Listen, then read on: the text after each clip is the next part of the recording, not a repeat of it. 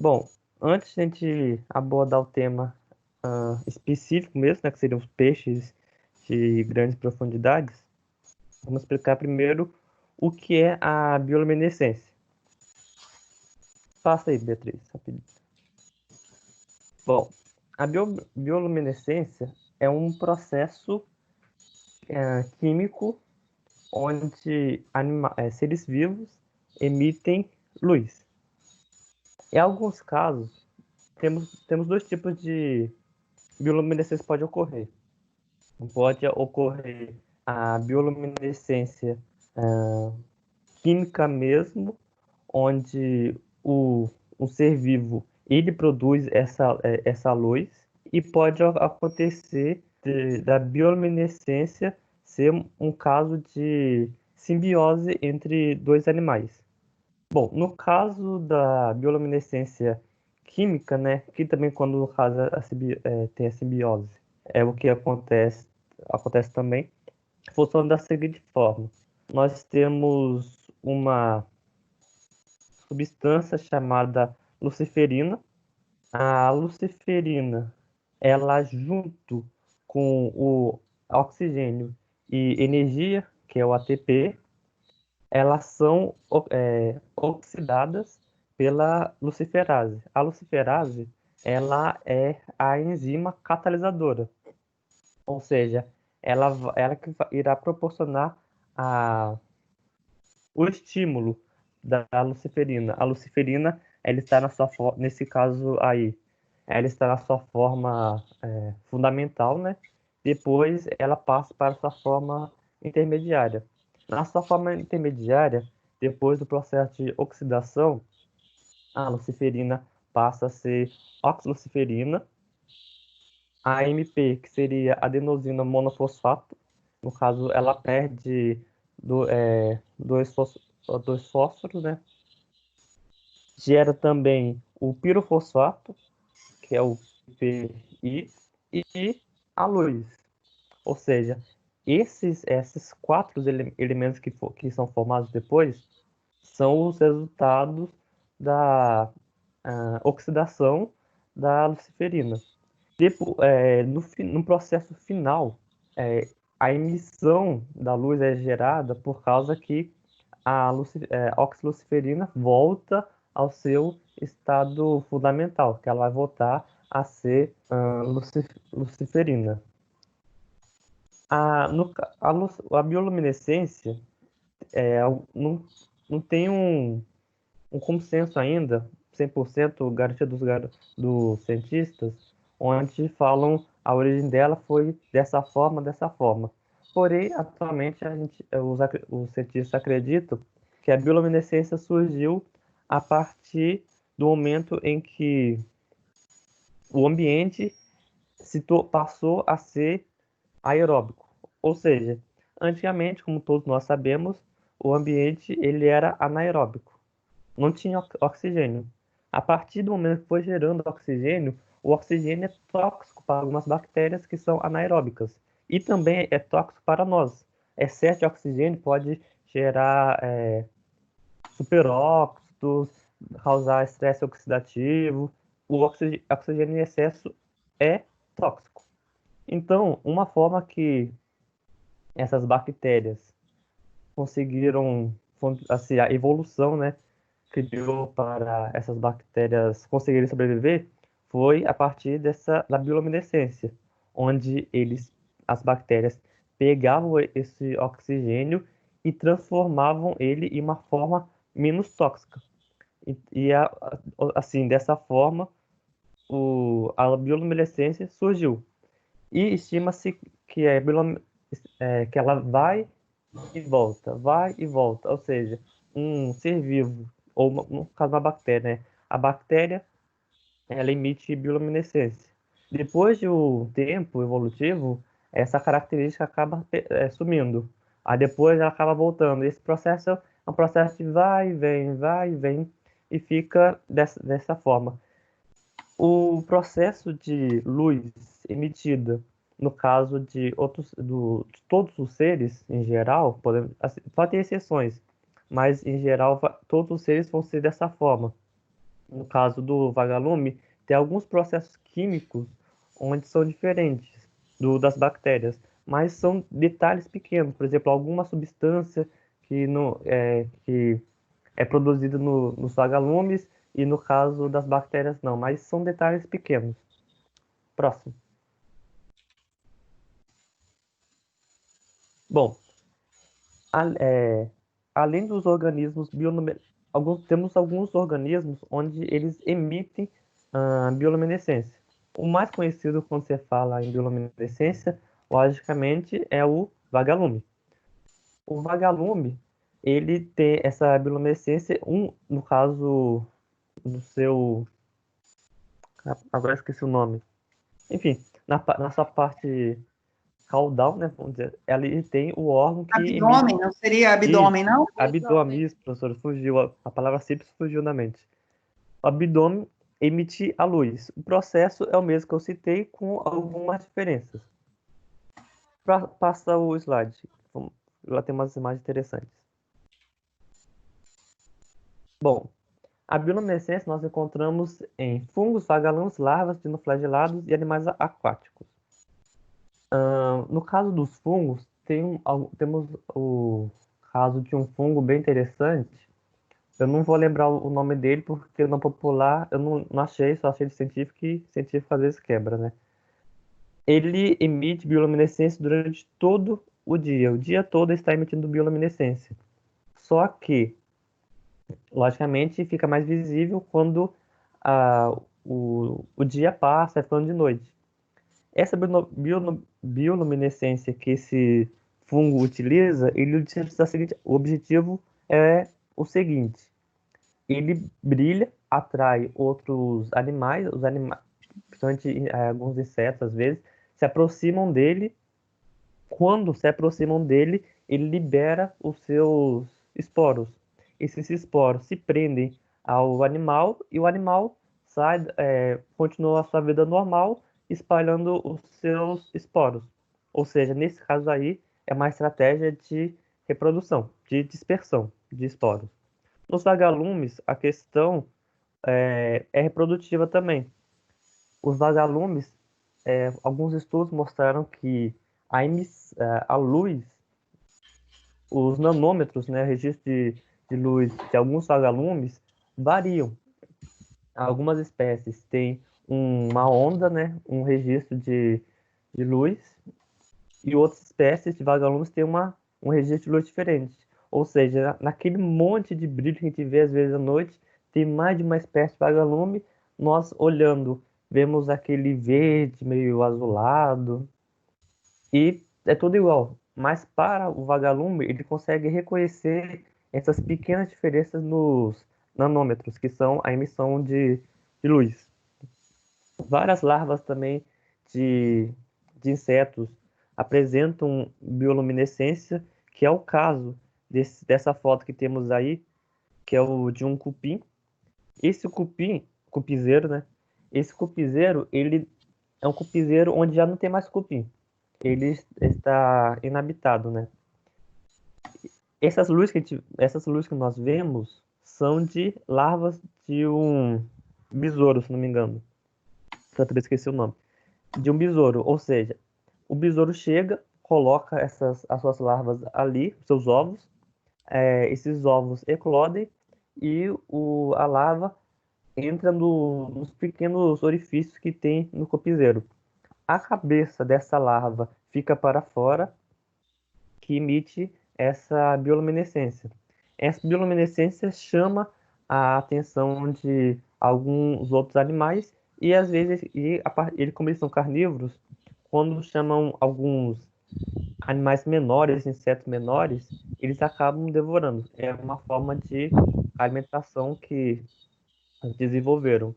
Os cientistas acreditam que como surgiu essa técnica foi da seguinte forma: eles tinham o costume já de colocar os seus ovos, né, suas larvas, em troncos apodrecidos, e outros lugares, só que algum besouro colocou ali, deu certo, e essa técnica, entre aspas, né, tá seguindo até o momento que temos atual. Ou seja, surgiu eles tinham um costume de colocar em troncos apodrecidos, só que de alguma forma que não sabia o porquê que fez eles levarem a começar a colocar seus ovos e larvas nos cupizeiros, eles começaram a colocar e tiveram um sucesso evolutivo. Bom, os dinoflagelados tem uma. Volta a imagem rapidinho, Beatriz. No caso dessa imagem inferior à direita, isso aí é um caso dos dinoflagelados, que todo mundo vê na televisão. Às vezes os surfistas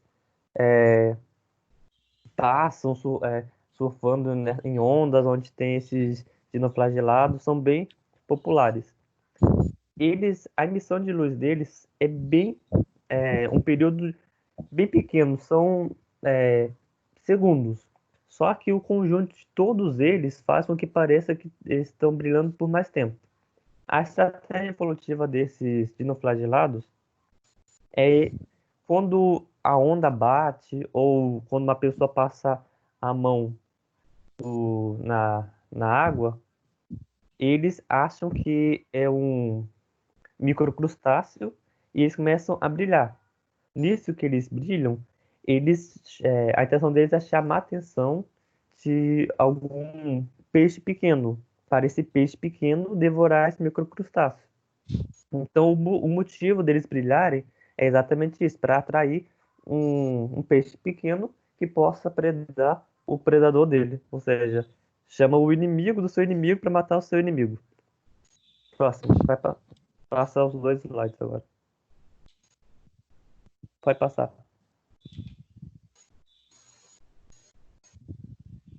Isso. Então, temos a bioluminescência agora na parte. Ah, esqueci de falar da parte do último terrestre, mas pode deixar no slide.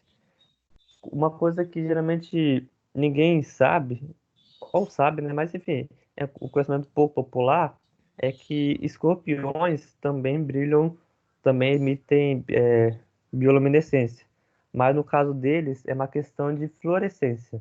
Por exemplo, tem um artigo que foi publicado em fevereiro deste ano, bem recente, onde explica essa questão da fluorescência dos escorpiões. Os escorpiões, quando você passa uma luz ultravioleta sobre eles, eles refletem um, um azul mais ou menos dessa cor que a gente está vendo nessas imagens mesmo, um azul bem clarinho. Eles emitem essa luz. E não só com luz ultravioleta, com a luz da lua, você consegue, em alguns casos, quando a lua está cheia, você consegue ver esse brilho dos escorpiões. Esse brilho se dá exatamente pelo exoesqueleto deles. Quando o escorpião ele está passando pela sua fase de muda, se a muda dele, o exoesqueleto que fica, se a luz ultravioleta ou até mesmo a lua batendo, você consegue ver esse brilho que eles têm. Só que no estágio mais inicial, quando eles ainda são filhotes, o exoesqueleto não está bem formado, a bioluminescência deles é pequena. E à medida que vão ficando mais velhos, mais adultos, vai ficando mais grosso e vai tendo uma bioluminescência maior.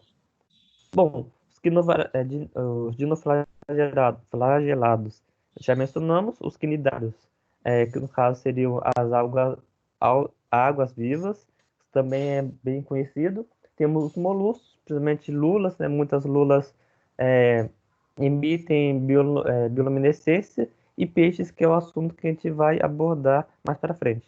Vou dar uma acelerada porque o tempo está curto. Próximo. Uhum. Tenta dar uma otimizada no tempo, tá, Felipe? Tá. Bom, antes de falar dos peixes de profundidade, vamos só citar esse caso desse, desse peixe de água doce, é o peixe-sapo, se não me engano. Ele ele é um peixe onde não vive em profundidades, só que ele emite bioluminescência.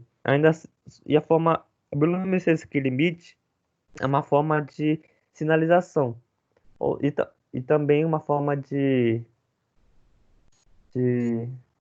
reprodução também, atrair outras fêmeas próximas.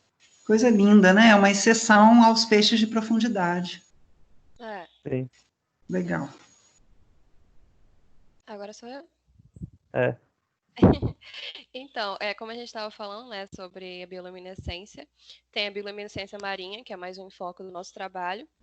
E como é de peixe de profundidade, a gente já aborda as zonas abissais e começa a entender por que esses peixes necessitaram de desenvolver essa bioluminescência. As zonas abissais são zonas de uma profundidade enorme, a partir de 2.000 metros de profundidade já é considerado uma zona abissal e pode chegar a 4.000 metros ou até mais. Então, nessas zonas, a incisão de luz solar é praticamente nula, não tem, né? Não tem como o sol chegar tão fundo assim no mar. E também a disponibilidade de alimento, ela é um pouco mais precária do que no restante do oceano. Então, com essa ausência de luz, os peixes se adaptaram e desenvolveram a sua própria luz, seja ela para caça, orientação ou até mesmo para sua defesa. Aí eu peguei alguns exemplos que eu consegui achar de peixes de profundidade e vou estar falando sobre como cada um utiliza a sua bioluminescência. A gente tem o peixe-dragão, que é o Gramatostomias flagelibarba, não sei se é assim que fala, que ele tem esse cavanhaquezinho aqui, que é a parte mais bioluminescente dele, onde ele emite mais a bioluminescência, e isso serve para atrair as presas dele. Ele também utiliza a sua bioluminescência para afastar os predadores, que ele tem membranas, tanto aqui quanto, por exemplo, essa região das nadadeiras, elas se ampliam e emitem uma luz que faz com que os predadores tenham um pouco de medo e se afastem dele. Tipo, é o sinal que ele manda para poder se afastar. Aí a gente tem o famoso peixe pescador, quem nunca viu Procurando Nemo, que ele tem uma pequena exceção. Ele mesmo não produz a sua bioluminescência. Ele tem um apêndice, que é essa lanterninhazinha que fica pendurada aqui.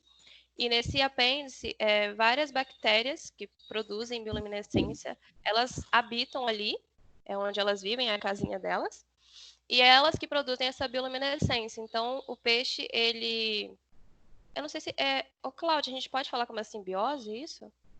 Sim, é um tipo de simbiose. As Total. bactérias do peixe promovem essa simbiose e ele utiliza isso para poder atrair suas presas e poder se alimentar naquela escuridão. A gente tem o peixe-lanterna, que é o Symbolophorus barnardi, que ele tem vários poros ao longo do corpo, tanto na lateral como na parte dorsal.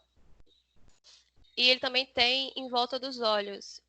Por isso que ele tem esse nome de peixe-lanterna, porque essas aberturas que ele tem, tipo de luminescência, faz com que ele ilumine, é praticamente um farol mesmo, ele ilumina igual um farol de carro para onde ele quer seguir. Isso é uma forma dele poder se orientar na profundidade. E como a gente não está com muito tempo, eu já não me prolongar muito e vou chegar nesse daqui, que é a cereja do bolo, que é o Malacosteus niger. Bichinho não é bonito não, né? É O bem bichinho feio, gente. Que é isso? Que diferente dos outros peixes, normalmente a gente vê bioluminescência verde, azul, que é as cores que os animais marinhos costumam enxergar. O Malacosteus, ele emite luz vermelha. E isso é uma grande evolução dele e significa muito, porque a maioria dos peixes não enxergam a luz vermelha. Então, quando ele projeta a luz igual ao peixe-lanterna, ele consegue enxergar, mas os outros peixes não conseguem enxergar ele com a luz dele. Então, é uma forma de uma estratégia muito boa dele para ele poder enxergar, fugir do que tiver que fugir e também poder atacar o que ele precisar atacar. É isso. Interessante, né? Muito Eu não consegui interessante. achar muitos peixes, não, mas eu consegui achar esses. Não, mas é isso, vocês falaram primeiro do processo, como é que acontece, o processo químico, né, com a luciferina e luciferase, e depois mostraram os exemplos, era isso aí mesmo que eu queria, e as funções, né, da bioluminescência que o Felipe falou no início. colocaram as referências, né? Eu acho que é isso aí. Tá ótimo. Pessoal, obrigada, Bia. Obrigada, Felipe. Gostei da apresentação, atingiu os objetivos. Oi, pode falar. Tô brava com meus vizinhos. Vizinho é um problema, gente. Relaxa, um dia de cada vez. Pessoal, vocês gostaram das apresentações? O que vocês acharam dessa metodologia da gente apresentar aqui pelo Teams? Algum problema? Alguém não gostou? Teve problema? Fala aí, me dá um feedback. É diferente. Eu gostei. Acho que sem problema nenhum, né, gente? Tranquilíssimo, tranquilo, funcionou super bem para mim, pelo menos a minha visão, né? Acho que tá ótimo, dá para a gente seguir tranquilo, terminando aí as apresentações na paz, amanhã, e vamos que vamos, já temos aí garantidos nossos, né, pelo menos assim, os pontos que valem essas apresentações, terminamos amanhã, semana que vem é a prova, e tá ótimo, né? Então, pessoal, queria agradecer a participação de vocês, né, desenvoltura aí, a boa vontade de apresentar os seminários com todas as nossas dificuldades, mas eu gostei bem, tá? Foi ótimo. E eu já abri a pasta lá de envio de trabalhos, aberta, já fiz a chamada, tudo certinho, e eu acho que é isso. Nos encontramos amanhã para finalizar a apresentação dos seminários. Tá bom? Ok? Beleza, professor, é nóis. É nóis. Tinha não saiu ainda não, deixa eu só combinar. Lidiane, você está me ouvindo? Estou aqui. Lidiane, a sua dificuldade, vamos resolver assim, então, a sua parte da apresentação, você grava, né, grava lá na apresentação dos slides e acompanha a gente aqui, qualquer coisa você só complementa, tá bom? É isso que eu ia te falar. Eu vou gravar porque todo dia é uma caixinha de surpresa, né? Sim. Então, dependendo da situação que estiver por aqui, eu tento apresentar, mas de qualquer forma eu vou ajudando na hora da apresentação do grupo. Tá ótimo. Grave e acompanha e qualquer coisa você complementa, né? Você está presente aí, você pode falar, tá bom? Sim, e os meninos apresentam a parte deles normal. Oi? Ok. Os meninos apresentam normalmente a parte deles. Beleza. Dependendo da situação aqui, se ela estiver mais tranquilinha, eu também tento apresentar, sem problema. Tá ótimo. Tá ok, então. Fica combinado assim, tá bom? Tá, um beijo. Obrigada a você. E quem apresentou hoje, gente, manda para mim lá para a pasta de envio de trabalhos, tá? Tá lá, seminários 27/5. Ok? Então tá bom. Beijo para vocês. Nos vemos amanhã. Até mais, até amanhã. Tchau. Tchau.